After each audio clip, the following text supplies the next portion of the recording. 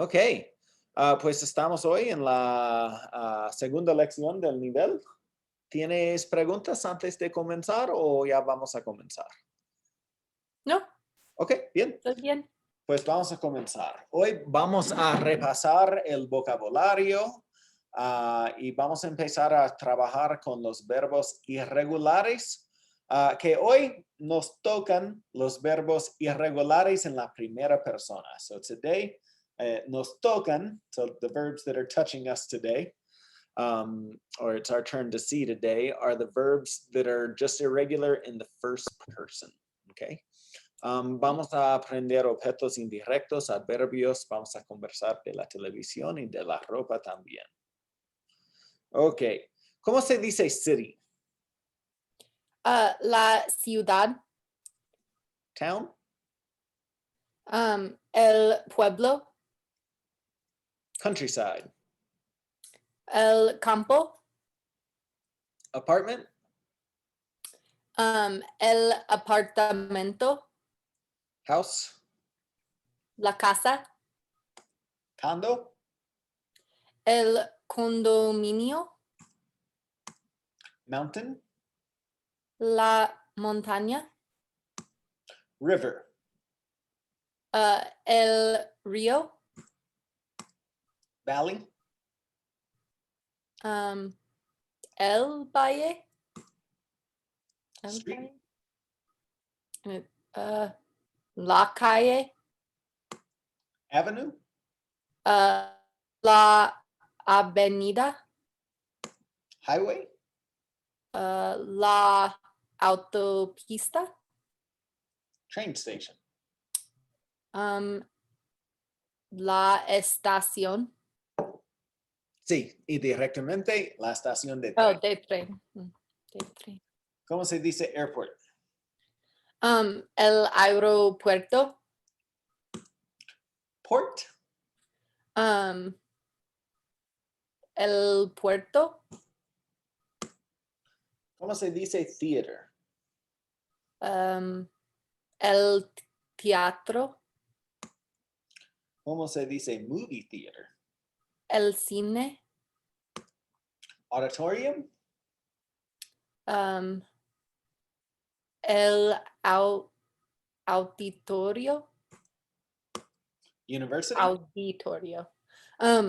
La universidad. School? La escuela.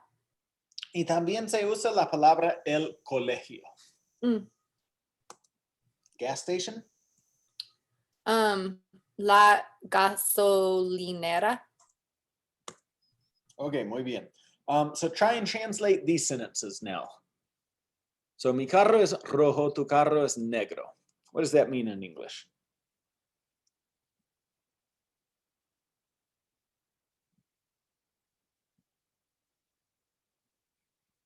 Carly?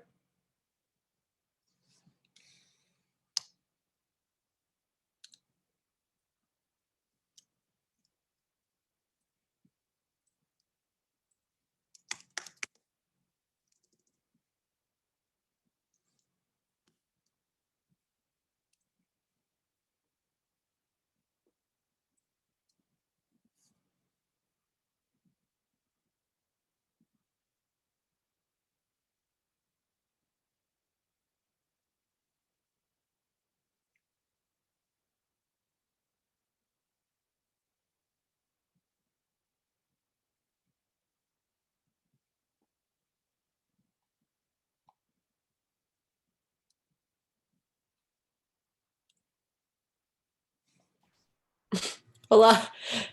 Se cayó la señal. Yeah, you froze and then I couldn't hear anything, so I just left and rejoined. Sorry. That's okay.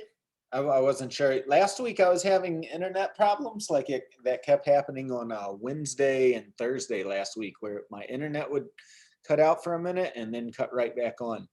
But and that happened to me in the class just before this too. But I just checked and I had good connectivity, so I don't know. It's weird. Might be me. Tengo una pregunta. Dale. So what is the best way to just say you're sorry? Like, do people actually say lo siento, or is it like pardon, or? It kind of depends on exactly the type of sorry you are. Sure. But yeah, either way. So you can say lo siento is just kind of the generic, like in all occasions, it tends to work, and it can also like express sympathy too. Like, so you didn't actually do something wrong, but you're just somebody told you bad news, and so you're saying lo siento. Perdóname or discúlpame, like in the sense that you personally have made some type of an error, disrespected somebody, hurt somebody's feelings, bumped into somebody on accident, you know? Mm. Perdóname. Got it. Yeah, I just know because like culturally, I feel like in America, everyone says sorry all the time. So I just naturally always want to say that. I don't know if it's the same, but in like Mexico or Spanish culture. Yeah, it's Kind of. actually the same, yeah. Cool. Gracias. Okay, so we were doing translate, but like in this particular situation, there's no need to apologize because you weren't trying to freeze me, right?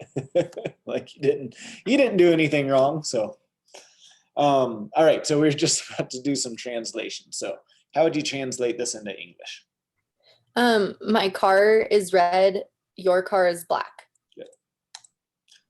Nuestro vecino es muy divertido. Our neighbor is very fun. Su casa es muy bonita.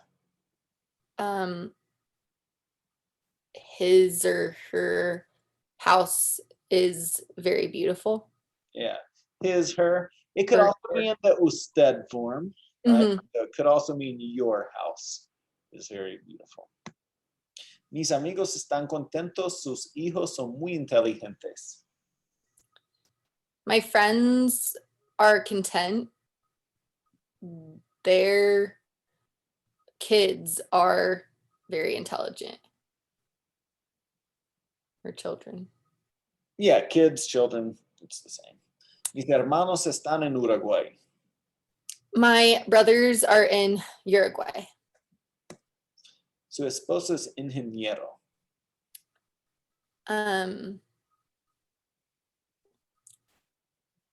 Her husband is an engineer. Nuestras casas están sucias. Our houses are dirty. Tu motocicleta es increíble. Your motorcycle is incredible. Okay, so up until this point, we've been mostly working, in the simple present tense with regular verbs. Last level, we also learned the irregular verb estar and ser, and I think tener, which is another irregular verb. This is the level where we really try to focus on learning how to properly conjugate the 20 or so most commonly used irregular verbs. So they're called irregular because they don't follow the pattern. It's not that they're not used very often. Quite to the contrary, they're actually used incredibly often. So it's kind of awkward, but you just have to memorize it and get used of it. Get used to it.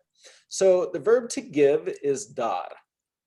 It's only irregular in the first person. So in that first person, you take away the AR ending and you add back oy. Okay, so it'd be yo doy, means I give. The rest of it would follow the model as a regular AR verb. So tú das, él da, ella da, usted da, nosotros damos, ellos, ellas, ustedes dan. Okay. See. All right. We've got plenty of these to work with. So you've got a list here of 10 of them. And they don't all necessarily follow the same model in the first person either, right? So like we just saw with dar, it's yo doy. Saber would be yo sé. Conducir, for some reason we have to add a Z. Yo conduzco. So let's continue to look at these. All right, so here's saber, which means to know. And there are two verbs that mean to know in Spanish. So saber means to know information, specifically to know information, a fact or something like that, a phone number or whatever. Okay, so repeat after me. Yo sé. Yo sé. Tú sabes. Tú sabes. Él sabe. Él sabe. Ella sabe. Ella sabe. Usted sabe. Usted sabe. Nosotros sabemos. Nosotros sabemos. Ellos saben. Ellos saben. Ellas saben. Ellas saben. Ustedes saben. Ustedes saben. So only irregular in that first person. Conocer now means to know a person or a place. And so another way, like when you say, well, how do you know a place? In English, we would say, have you ever been to, typically speaking? Like, have you ever been to Spain? And in Spanish, they would just say that in the regular simple present tense with this verb conocer. ¿Conoces España? So that's what we mean, to know a place. Okay. I've heard other people say that this verb really, like everybody learns it as to know, but it really means more like to be familiar with, kind of. And what I've also come to learn along the way is it can also mean to meet someone for the first time. So it doesn't really mean know as like what most people teach it is, or as how most people learn it, as it does to have visited a place or to meet somebody, right? It can't mean to know a person, like in general, like if somebody would say, David, ¿conoces Carly? And I'd say, oh, sí, yo conozco Carly, right? Sí. Okay, so again, only irregular in the first person. Yo conozco. Yo conozco. And after that, it just follows the same model as regular ER verbs. Dar, which we just learned, means to give. Yo doy. Yo doy. After that, it follows the regular AR verb pattern. Ver means to see. Mm-hmm. Okay. So this is irregular in the first person because remember, the normal rule would be to take away the ER ending and then just add back O. So that would be yo bo. Here, you're just taking away the R and adding back O. So in the first person, it's yo veo. Veo. After that, it follows the regular ER verb pattern. So hacer, to do or to make, can mean both. So in the first person, yo hago, I do or I make. After that, regular ER verb pattern. Yo hago. Salir can mean to leave or to go out.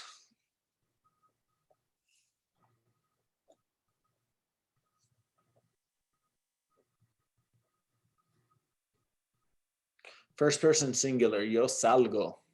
Yo salgo. After that, regular IR verb pattern. Poner, to put or to place.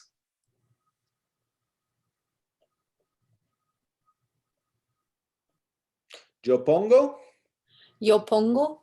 After that, regular ER verb pattern. Valer, yo valgo.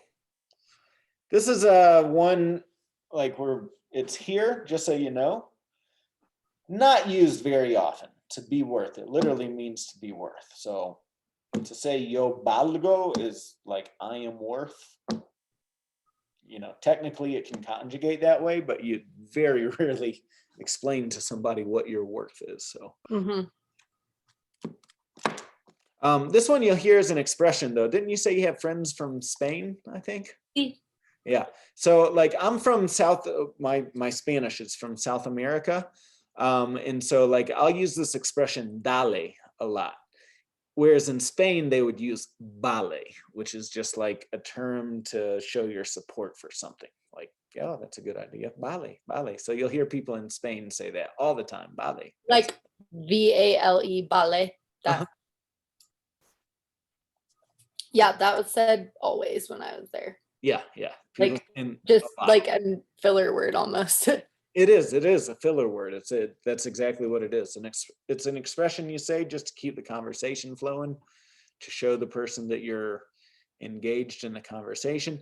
And it can, it's versatile. It's not, it can be used to kind of imply several different meanings.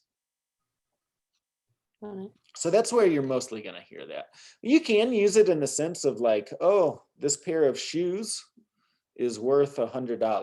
Estos zapatos valen $100. ¿Cuánto vale? ¿Cuánto vale? That would be a question you'd say a lot anywhere in the world, right? ¿Cuánto vale? ¿Cuánto cuesta?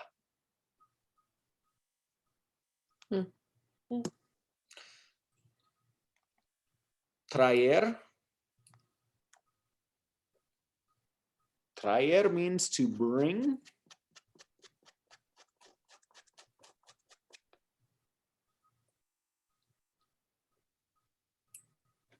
Okay, to bring. So in the first person, to say I bring, yo traigo. Yo traigo. Right? After that, it's an ER verb. Tú traes, él trae, etc. Caer means to fall. And this kind of looks like traer. So yo caigo. Sí, yo caigo. Means I fall, right? After that, regular ER verb. Vamos a practicar. ¿Sabes bien la matemática? Sí, yo sé bien la matemática. ¿Conoces Argentina? Sí, yo conozco Argentina. ¿Das regalos caros por la Navidad? Sí, yo doy regalos caros por la Navidad. ¿Ves la televisión todos los días? Sí, yo veo la televisión todos los días. ¿Haces mucho tarea?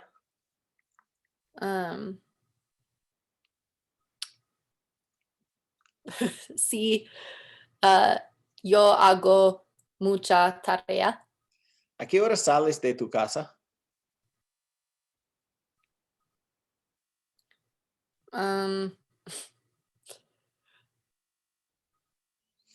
Nunca salgo de mi casa, but yo salgo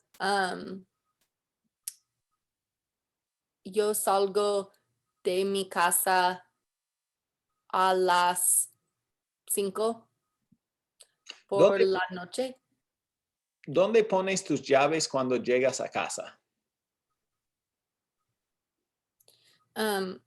Yo pongo mis llaves en mi cocina cuando llego a casa.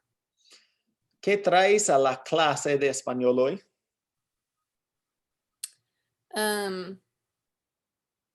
Yo traigo mi bolígrafo y mi tarea a la clase de español hoy. ¿Te caes en la escalera de la casa mucho? No me caigo en la escalera de la casa mucho. Muy bien. ¿Vale la pena estudiar español? Sí, vale la pena estudiar español. That's another good expression for you too, that they use that expression a lot. Vale la pena.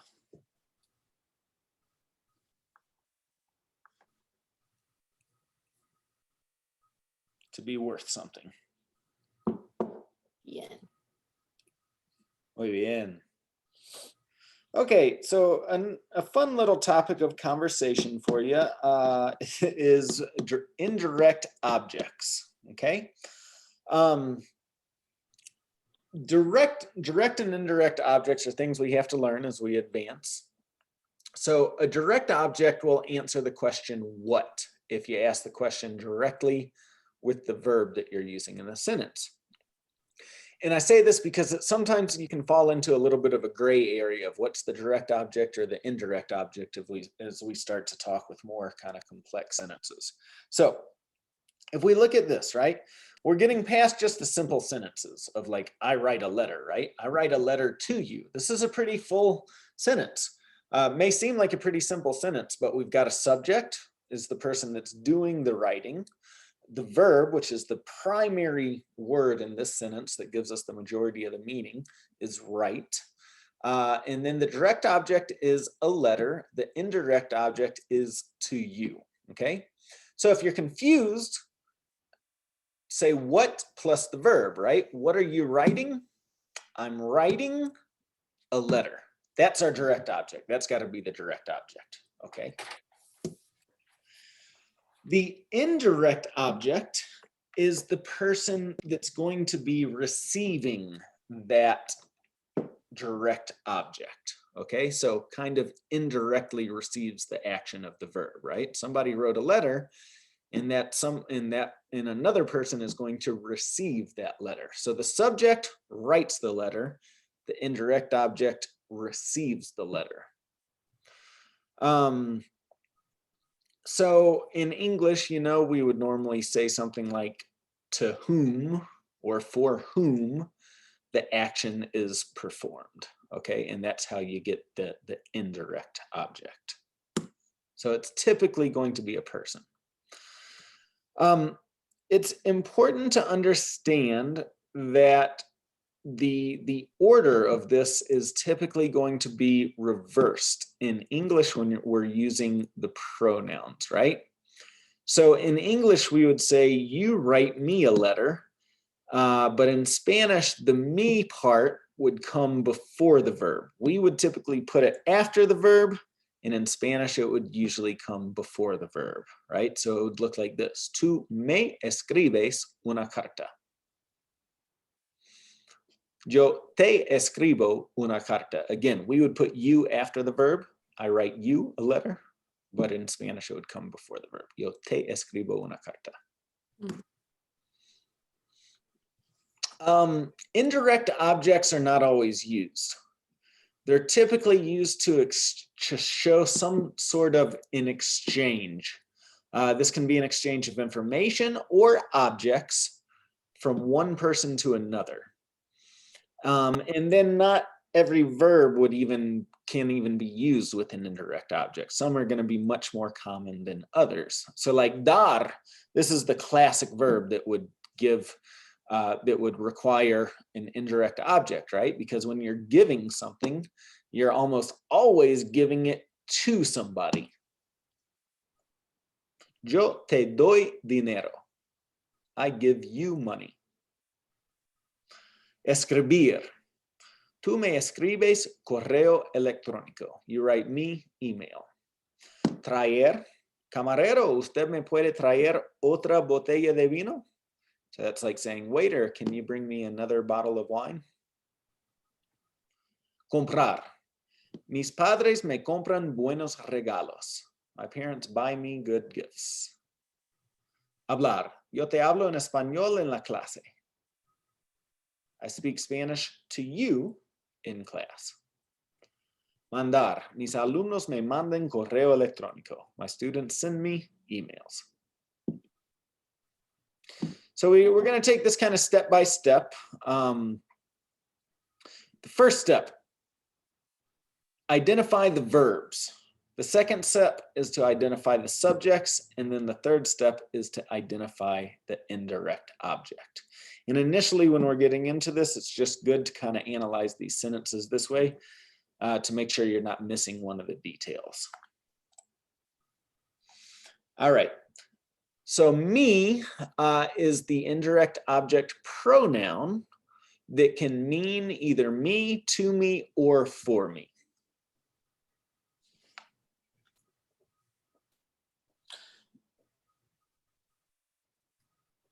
Yeah. For example, tú me das dinero would mean directly, you give me money. Tú me hablas, you talk to me. Tú me escribes una carta, you write a letter for me. So in English, we might say it one of these three ways, right?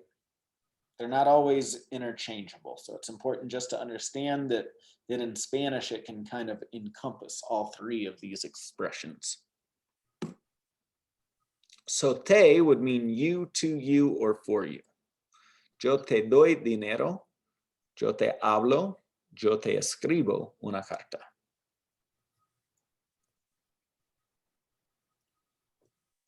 Got it? Sí.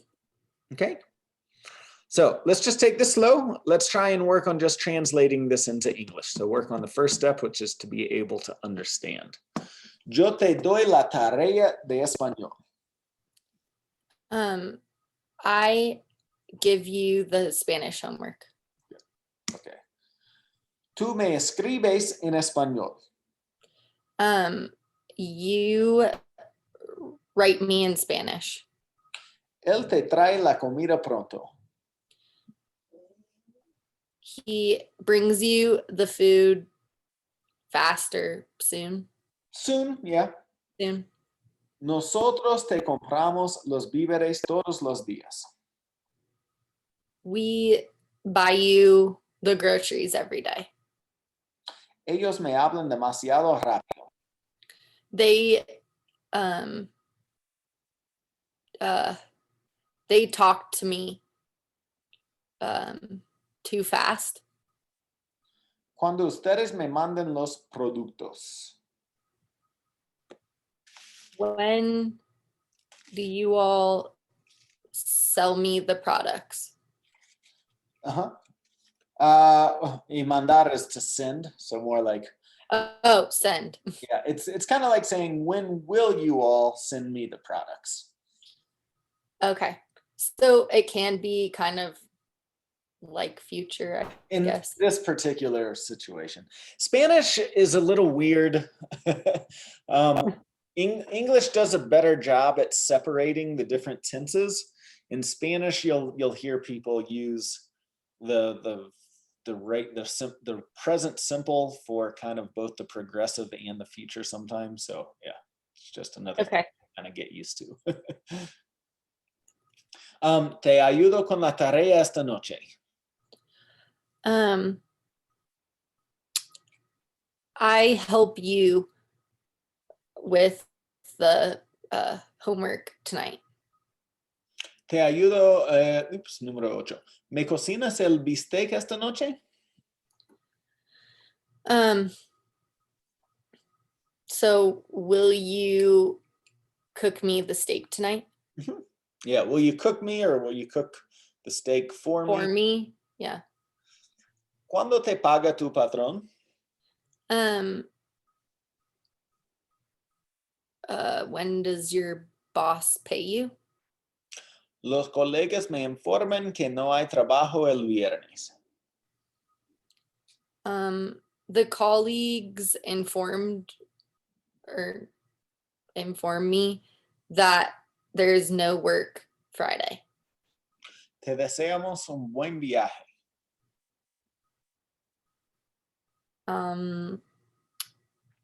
We wish you a good trip. Me imprimen los informes cada mañana.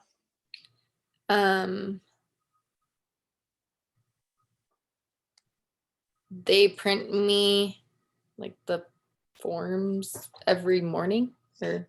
Yeah, los informes would be like the reports, like in a business type setting. Okay. They print the reports for me every morning. Good. Okay. That's all. I think that's all we're going to do on indirect objects today. Do you have any questions about this so far? Nope. No. It's kind of confusing. You know, this is where we really get into grammar and it gets kind of confusing. So it's good just to kind of ease into it. Sí. Okay. Mente by itself can mean mind. Okay. Your mind is tu mente. However, it's also a suffix, a very common suffix that when added to an adjective can turn it into an adverb, the way that we add the suffix ly in English. So fácil means easy. Fácilmente would be easily. Like, yo frío huevos fácilmente. I fry eggs easily. Sí. Okay. So here we have some common adverbs on the right. And adverbs just help kind of answer the question how when we're talking about something, right? So fácilmente, easily. Usualmente means usually. Constantemente, constantly. Completamente, completely. You can see how these are typically cognates too. However, I do want to call attention to actualmente because everybody thinks that that means actually, and then therefore everybody uses it the wrong way. It really means currently, like right now. So you're not saying actually, you're saying right now every time you say actualmente. I've seen a lot of confusion because of that word. Yeah, another false cognate kind of. All right. Entonces, Carly, ¿a veces dices mentiras blancas? ¿Qué significa mentiras? Lies, mentiras blancas. White. Oh, white lies. Oh. See, so is it digo? Okay, so sí, a veces digo mentiras blancas. ¿Eliges tu ropa fácilmente?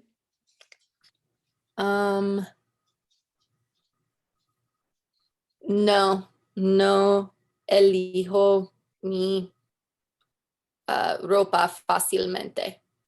¿Fríes huevos frecuentemente? Sí, yo frío huevos frecuentemente. ¿Tu mejor amigo ríe constantemente? Sí, mi mejor amigo ríe constantemente. ¿Sirves para alguna organización sin fines de lucro?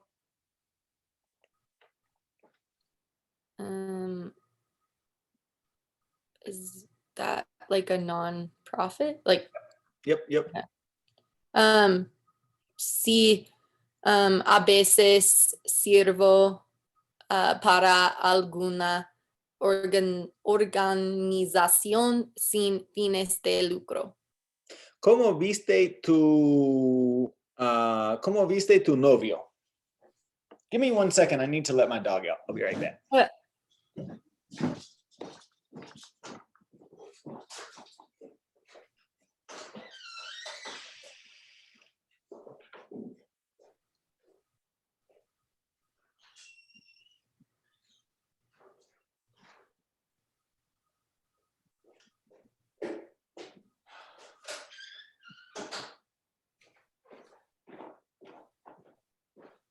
Okay, sorry about that.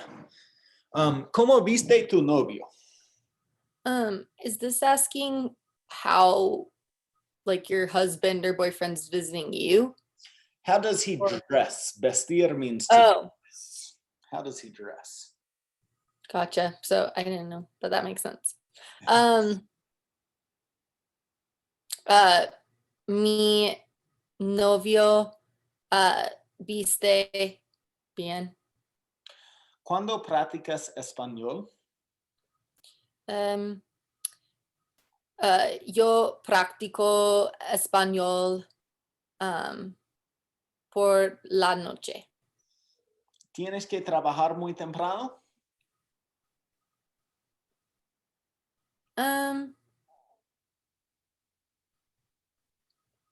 No tengo que trabajar muy temprano, solo a veces. ¿Te gusta la televisión estadounidense? Sí, me gusta la televisión estadounidense. ¿Cuál es tu programa favorito?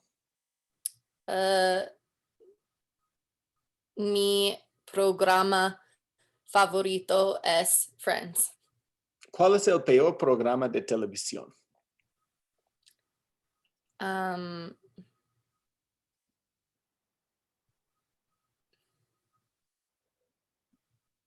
El peor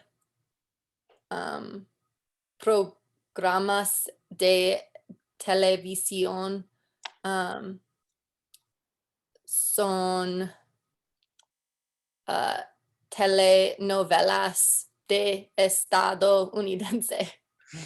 Telenovelas estadounidenses. Entonces, estadounidenses. Sí.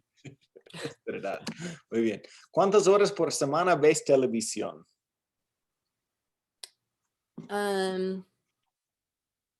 Yo veo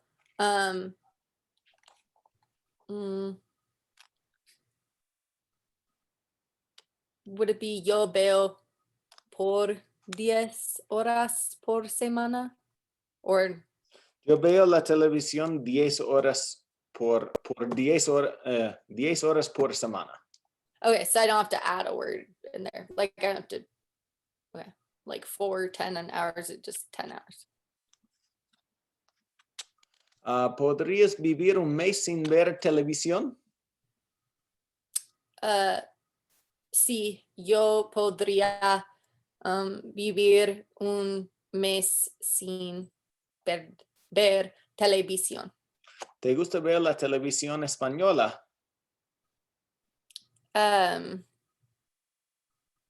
Sí, me gusta ver la televisión española, pero solo veo un poco. ¿Cuáles programas en español son buenos?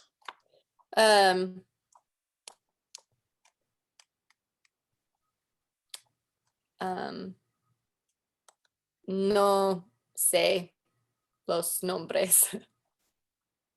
Sugiero que veas programas en español que te llaman la atención.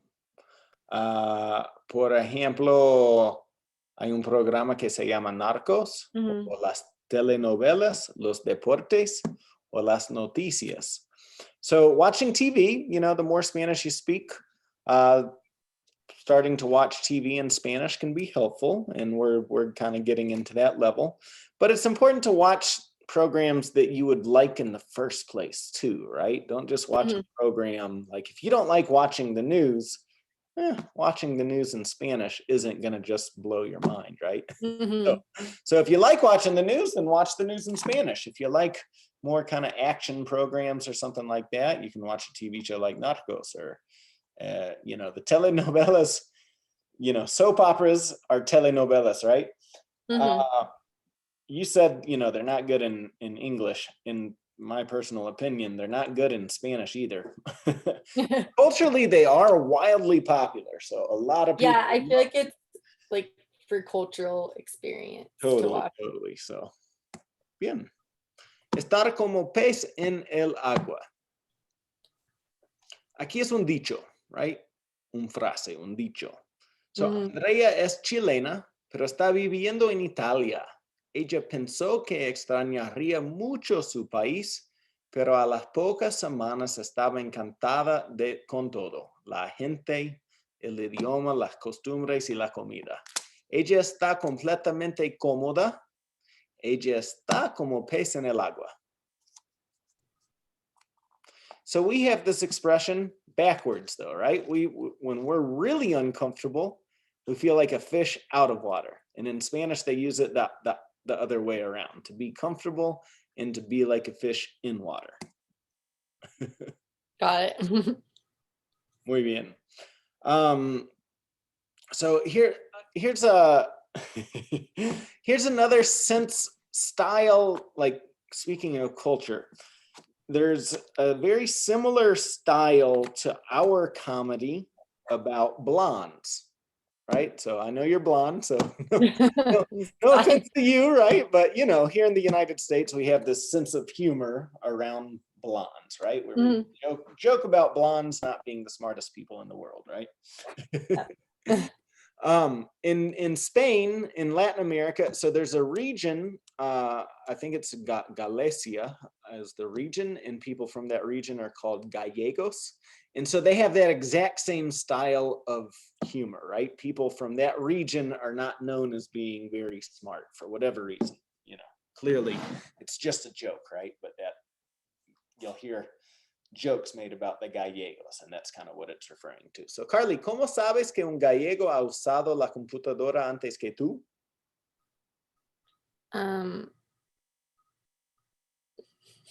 Sí. Yo sé que un So gallego. the answer's there for you. Oh, I thought, sorry. Tú encuentras la pantalla manchada de corrector. Right? So instead of trying to delete the words, White trying out. to use whiteout to cover them up. Yeah. Right? That's what corrector means. Okay. Tell me this joke. Cuando Abelardo regresó de Las Vegas. Su amigo Nicolás le preguntó cómo le fue. Fenomenal, contestó Abelardo. Hay unas máquinas tragamonedas sensacionales. Le eché una moneda y gané. Después le eché otra y volví a ganar. Finalmente tuve que desistir, pues ya no supe qué hacer con tantas Coca-Colas. ¿Entiendes, Carly? Somewhat. So Abelardo thinks yeah. that he's playing a slot machine, right? Yeah. La, So la máquina traga moneda. yeah. He's really happy because he won every single time he played. But he wasn't winning money. he was playing a Coca-Cola vending machine. So yeah. every So time yeah, he was giving it money. Yeah. And so, then getting Coke. Yeah. Pero es gallego, so he thinks that he's winning the lottery every time.